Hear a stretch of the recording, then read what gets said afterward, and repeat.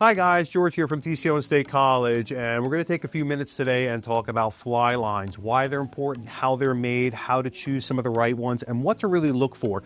Fly lines are definitely one of the more confusing things when getting into fly fishing. You know, which one do I need, which one's going to work best with the rod I have, and how to actually read the boxes and know what you're getting when you're actually selecting a fly line. So first, let's talk about what a fly line is and actually how important it is. Fly lines are probably the most overlooked part of your whole fly fishing system, and a lot of people don't spend as much time thinking about them because everyone focuses on the rod, everyone focuses on the reel, but really the line itself is the most important part of fly fishing. This is what gets you to bend the rod and what actually loads the rod and provides you with what is the actual fly cast. If you don't have the right fly line selected for your setup, your cast will suffer. You'll either not be able to load enough line or you'll be loading too much. So it's really an integral part of the system and easily one of the most overlooked. So lines themselves are basically a very thick piece of materials coated with PVC or plasticine depending on the manufacturer.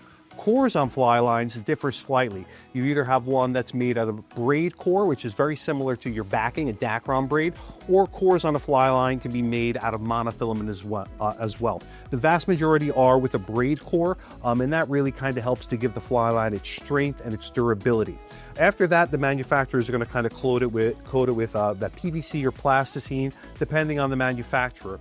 So the lines themselves are, important just because you need to have that right weight and that right amount of grains in the fly line to get your rod to cast. So when we're looking at a fly line off the shelf, we're going to notice some letters, some numbers on every single box here.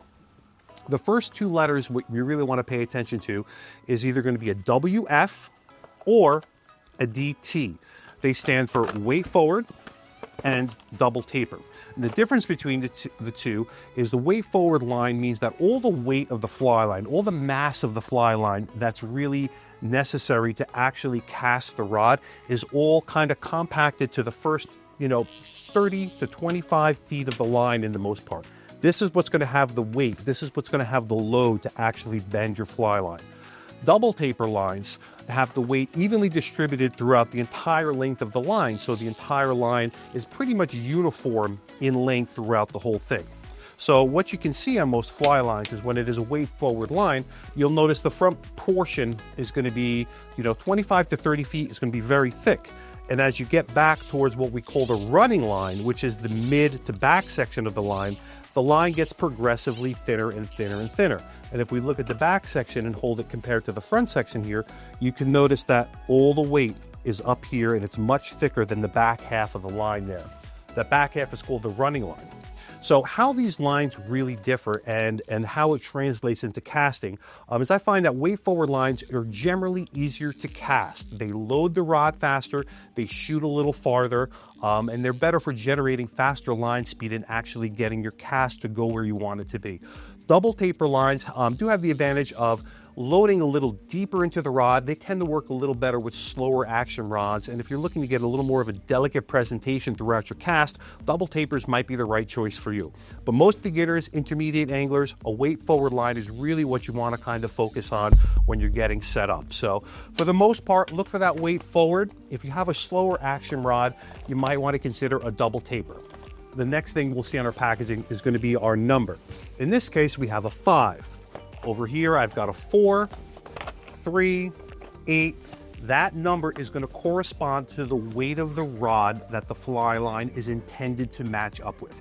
So if you have a fly rod that's a 5 weight, obviously you're going to want to get a 5 weight line that's going to match that rod.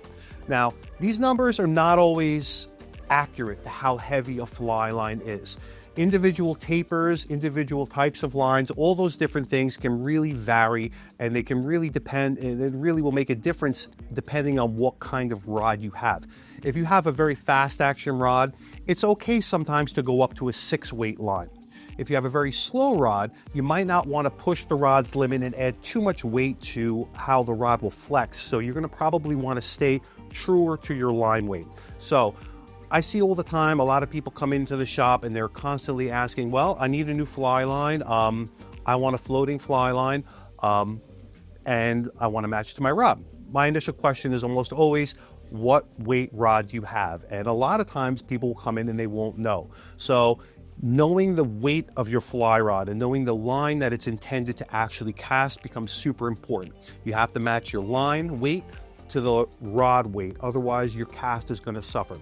It is okay to sometimes overline rods, like I mentioned earlier, but I would rarely want to underline it. So if I have a 5-weight rod and I find myself out on the water with only my 6-weight line, you can get away with that for the day. But generally, if you put a line on the rod that is a little too light, the rod won't load well enough and it just won't be able to cast as well as you want it to. So make sure when you're looking at fly lines that you get a line that matches your rod weights.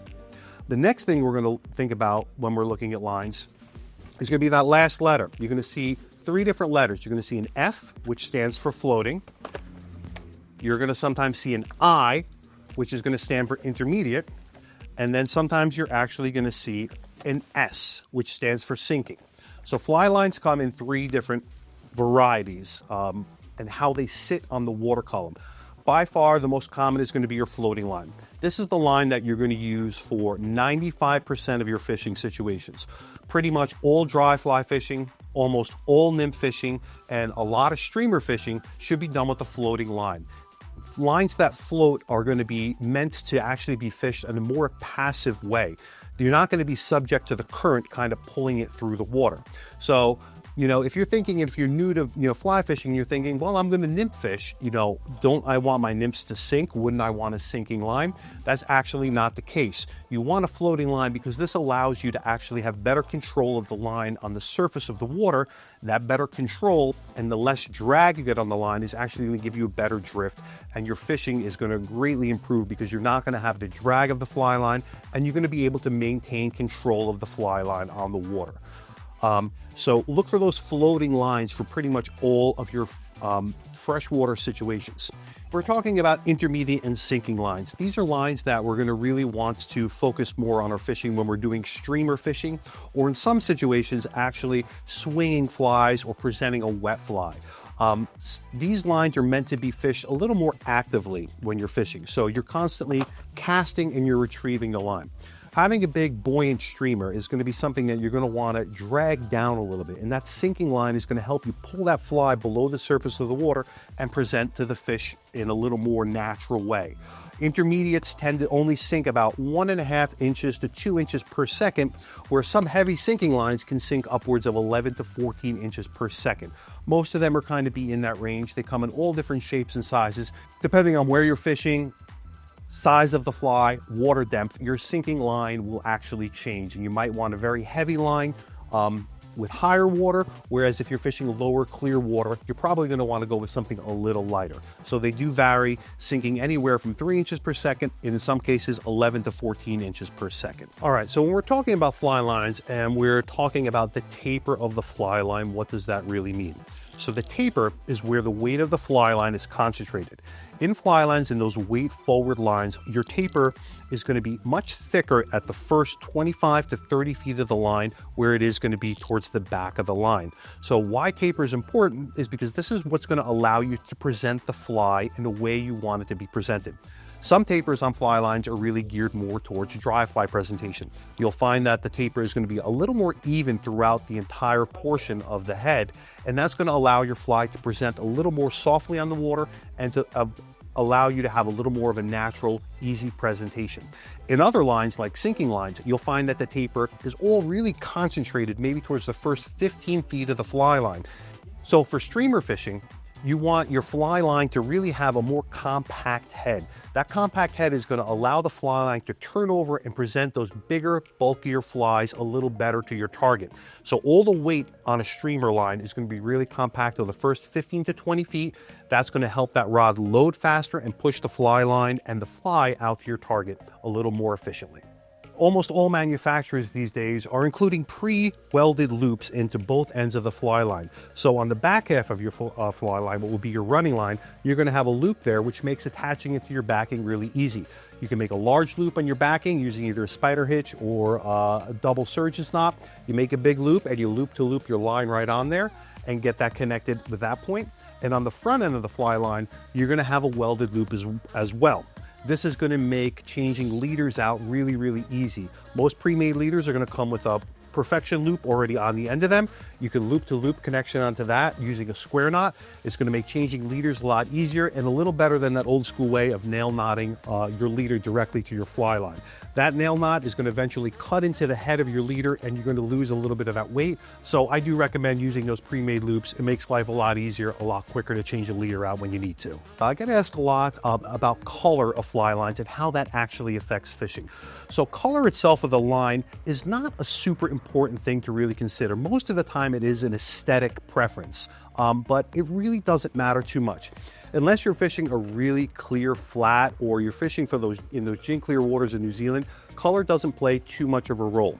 Your leader is what's really going to keep the fish from seeing your fly. So the longer your leader, the farther the distance between your fly and the actual fly line.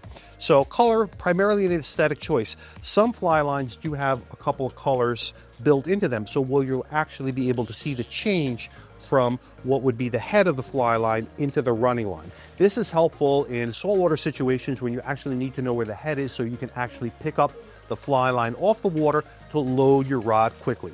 Where I do think color is super important, especially with beginners, is that the brighter color fly lines actually are easier for you to track on the water, to control your drift, to maintain your drift, and to track where your fly is. So if you're a beginner, consider a brighter color fly line, something green, maybe orange, because you're gonna see it a lot quicker on the water, you're gonna see it a lot easier on the water, and you're gonna be able to make adjustments and control your drift faster and more effectively. So when you're picking a fly line, consider the color, especially if you're a beginner, to be something on the brighter side. So let's talk a little bit about line maintenance. So one thing that we see in the shop all the time is people come in here and they've got a brand new rod, they've got a brand new reel, and they want to keep that old cracked up line that they've had for 15 years.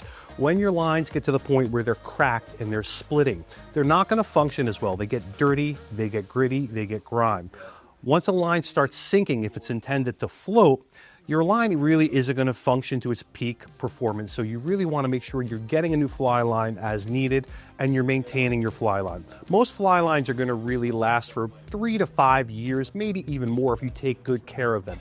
If you let it sit in the back of your trunk and it gets cracked in the heat and it's summertime, that's really going to degrade the fly lines a lot faster. So make sure your lines are in good shape. And if you do have an old cracked line, invest some money and get what is really one of the most important parts of the whole setup. So get a new fly line as needed.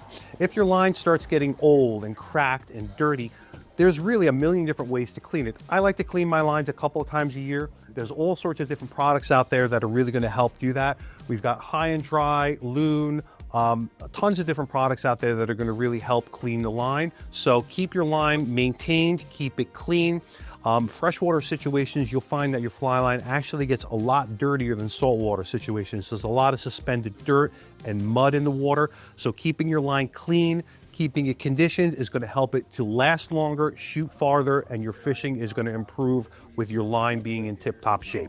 All right, guys, so I hope that really helped to kind of explain the fundamentals of the fly line, give you a little more knowledge about what to look for, what to choose, and how to actually make your decision to pick out a good fly line to match your rod and your fly fishing setup. We're going to get a little more involved with some of our other TCO employees and talk a little bit more in depth about specifics. So stay tuned for those, and thanks for watching.